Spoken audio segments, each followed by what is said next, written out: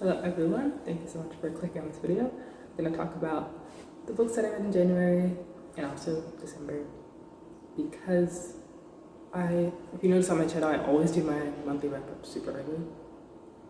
So I actually wrapped up December too early and I forgot 2 books that I read at the end.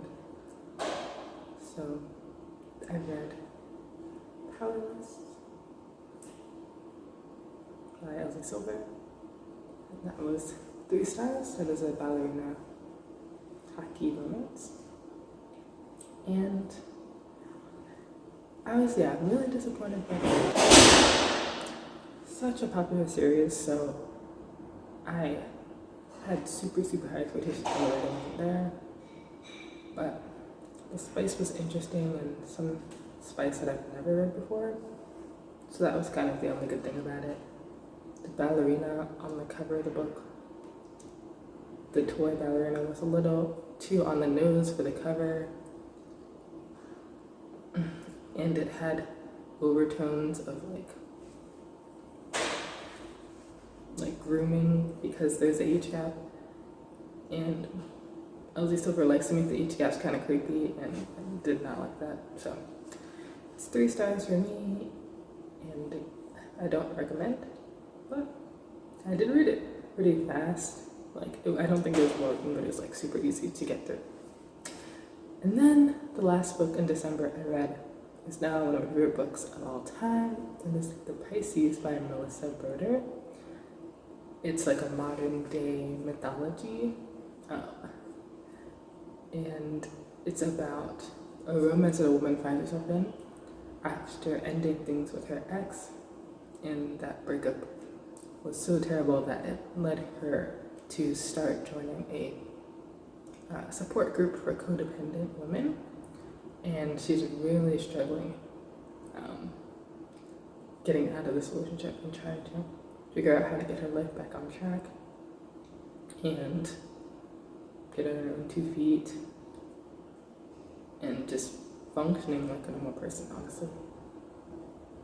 So it is one of my favorite books of all time now. It had the humor, it was interesting all the way through, so well written. I really recommend it. It's not for everyone, but I really loved it. It's so many important things about sisterhood, about love, what is the point of love? There's themes of codependency. You think about relationships in different ways. There's so many themes to the book, and it just gives me so much to think about. And it was so entertaining at the same time. So it's my favorite book of all time. One of my favorite books of all time now. So the next book I'm going to talk about I read in January, and that is Really Good Actually by Monica Hazy. And this is very similar to Pisces without the sort of mythology, magical realism part. It's also about a woman in a breakup, but this time she's getting divorced, and just how she spirals after her ex is totally fine and she's just losing her mind. To be honest, the main character, she got insufferable by the end of the book, and I just really started to hate her, to be honest. But then she started talking about how her parents are divorced, and my parents are divorced, and I really related to that, so it kind of brought me back in a little. I don't know what I'd give it, 3.5 stars. Maybe the book was too long, I don't know, but it was funny, so I'm not sure if it's a 3 or a 4 star. So I don't know, it was good. Maybe it was a bit too long, and the character really annoyed me as I kept reading the book, and I kind of wanted it to be over. So I had mixed feelings. I liked it, but I didn't. And the book that I most recently finished is Crescent City, House of Earth and Blood by Sarah J. Maas. I have talked about this a lot because I've been reading this for about 5-6 months. My excuse is that I don't want to carry this around because it's really heavy and big. So I think that this is the worst way to read this book, to be honest. Don't buy a paperback because it's gonna get damaged you should buy a hardcover if you're gonna buy this physically. But I recommend you buy an ebook because it's just so cumbersome and hard to carry around. So, but yeah, it's like peeling. So just don't buy this in paperback, it's gonna get damaged. I bought Pisces in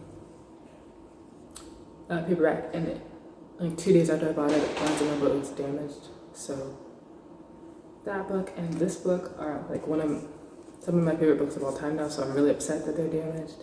So just don't get paperbacks. This book is like 6 stars. People said it like was slow, but I didn't find it slow. I think it was as long as it needed to be.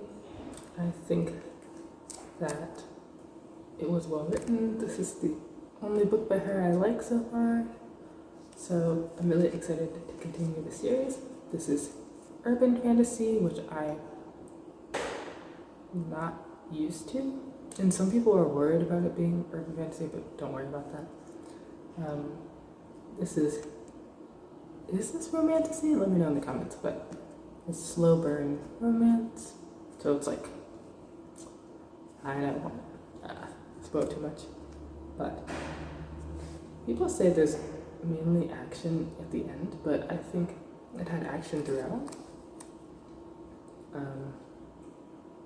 So yeah, I really enjoyed it. The main characters are Bryce, who's half fae, and Hunt, who is an angel. And at first I was really frustrated because it has like all the mythical creatures that you've like ever heard of, and it's a lot. And I did not like retain everything. I don't know. It's really hard to remember like characters' names and what creature they were because they were all different. There were so many different creatures, so I couldn't really retain everything. So I'm gonna have to watch an explaining video on this book because I definitely missed a lot. But yeah, I just think it's really excellent. It had good humor. The slow burn was a bit like, sometimes it was cheesy. Like we really knew that the main characters were attracted to each other the whole time, so it's like, you know, kind of like teasing the audience, but I really enjoyed it. I'm glad I finally like a book by her. So I'm really excited, and I want to take my time with the next book so I really get every detail. So I'm going to continue the next part of the video later, and I hope to read a lot more books before the end of the month. I really want to push myself this month because I don't have class, but I do have class next month, so I should definitely be reading less books. So I'll see you in the next segment. Hello everyone. I know I look like a vintage couch right now, but so I just had lunch. So now I'm finally gonna do the wrap up. Part 2. So after reading House of Earth and Blood, I read Anatomy by Dana Schwartz. And this is YA, but it was kind of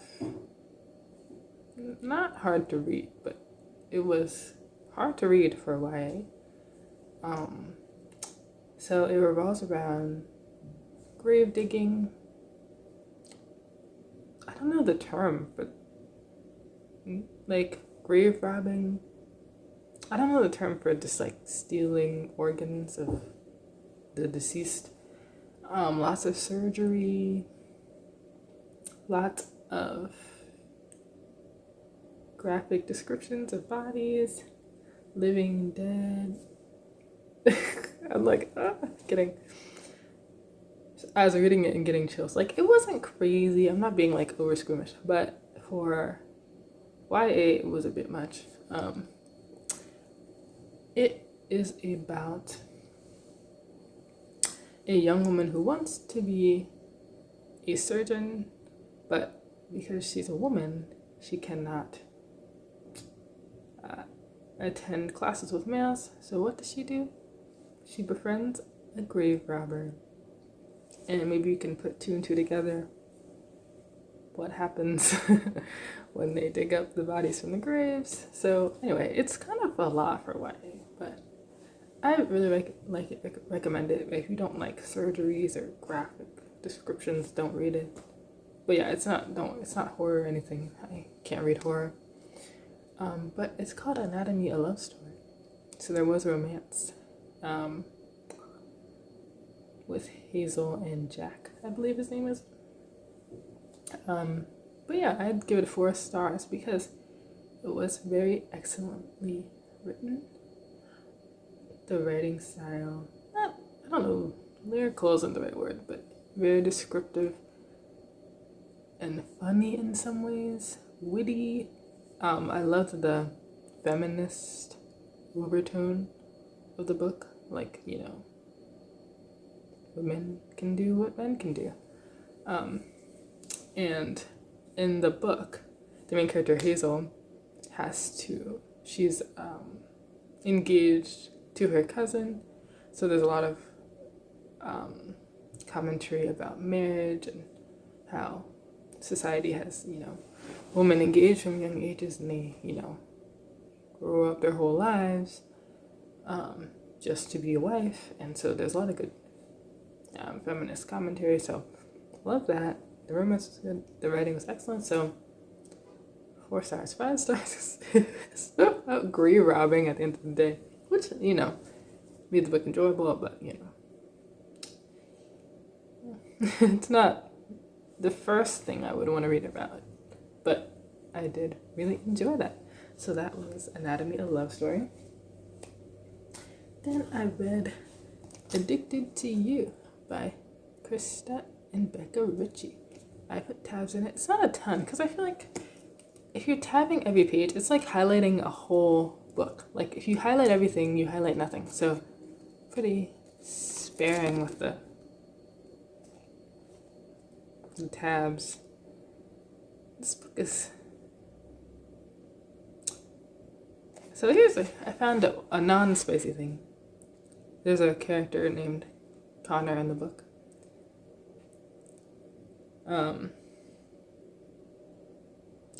And then another character named Reich. Reich says, I know. Oh, okay, so the main character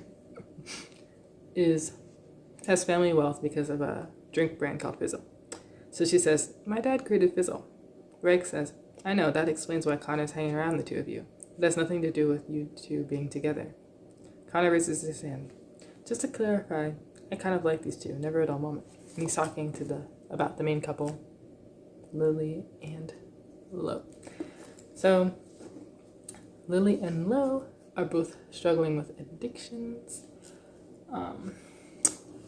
and they have a deal with each other that they're living together and pretending to be in a fake relationship so that their families don't find out about their addictions.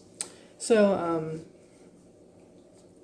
I don't like fake dating, but it makes sense if you're childhood friends. But if you just randomly start fake dating someone for like no reason, like I feel like 95% of books that have fake dating, there's like no reason for there to be fake dating in the book.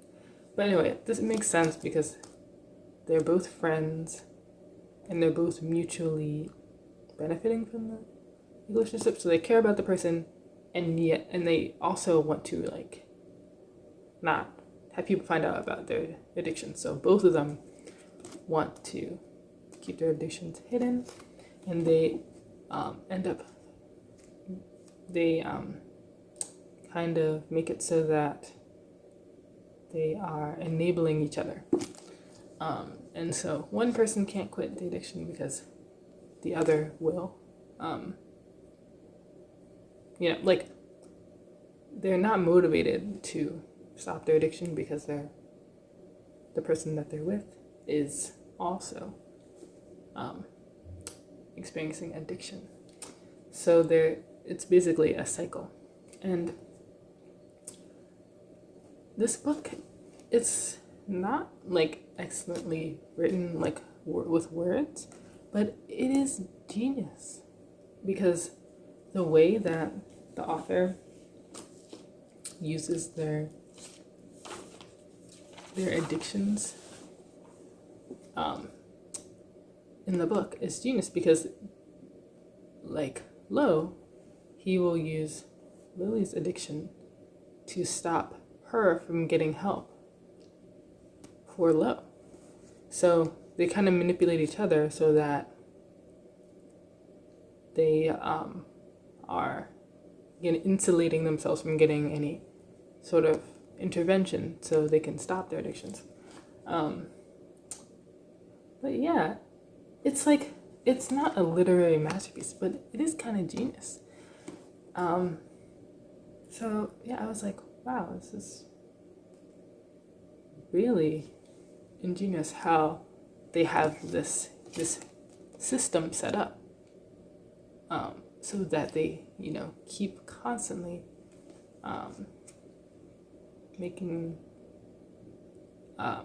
enabling each other. So yeah, it was pretty deep.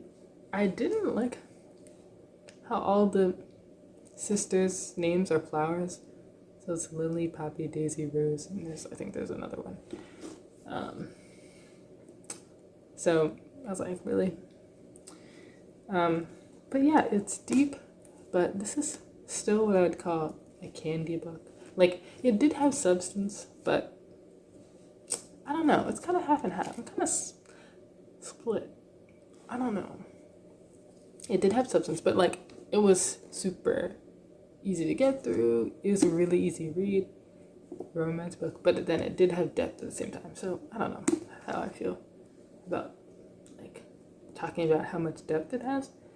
So yeah, I would give it 4 stars because like whereas Anatomy, the word choice was it had a large vocabulary and beautiful writing, but this, did have some cringy lines. So yeah, like the words itself aren't amazing, but there is genius in the system that they have set up. And Lily and Lo live together, and because they share an apartment, they've set up an environment where they keep everyone out. So Connor and Reich have to break into the kind of fortress, if you will, of keeping everyone out so they can enable each other. And so my critique of this book is that Reich, he just bursts into the book and he's like, I'm friends with you guys now. So it was a little not developed. So yeah, that's probably it. And I don't like Connor. I've heard on the internet he's very popular, but all he talks about is like class and money. And I'm like, I don't get it. So I guess over all the books he gets like developed, but for right now I don't really like Connor. But I liked Reich by the end of the book. But should you read it if you like romance? It's about addiction, but it's not like a harrowing book. But yeah, pretty easy to get through. And I enjoyed it. I would also say this is 4 stars. I'm just gonna give everything 4 stars today.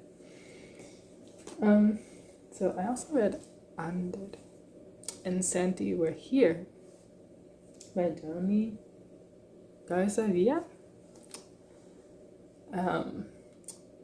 So this is about a Latine person who's an artist, and I don't want to, tell you the whole book right now. Falls in love with someone with a tough past. I'll say it like that. So my critique is Santi is the love interest with the tough past, and I feel like that's all I know about him. Like, I don't know anything about Santi. we know so much about Ander, but I don't know anything about Santi. Granted, I did read this book kind of fast, but I feel like I shouldn't be struggling to think of a single thing about Santi. In the book, Ander says, I love the annoying things that Santi does, like steal my french fries when I'm eating. And I'm like, there was never a scene where he did that. I'm like, so there's a lot of like spicy time. It's not, it's not in detail, it's not really written out. But we don't know what Santi likes to do. We don't know what Santi thinks of a lot of different things. All we know is he had like a traumatic past. We don't know anything about Santi, to be honest. So that was a bit of a problem. It was a bit insta-lovey. This sounds like I didn't hate the book. So yeah, they were in love, but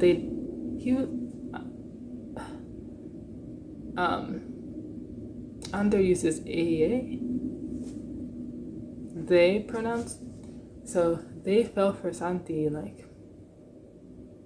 before Santi and Ander had a real conversation. So it's like, what is happening? And then they were in love, and at the end of the book, I'm like, how are they in love? Like, I wasn't really believing this super strong love. So yeah, it was a little underdeveloped. And then super like love, not love bomby, but love heavy at the end. So yeah, it was a little underdeveloped, a little insta-lovey. But yeah, I don't know.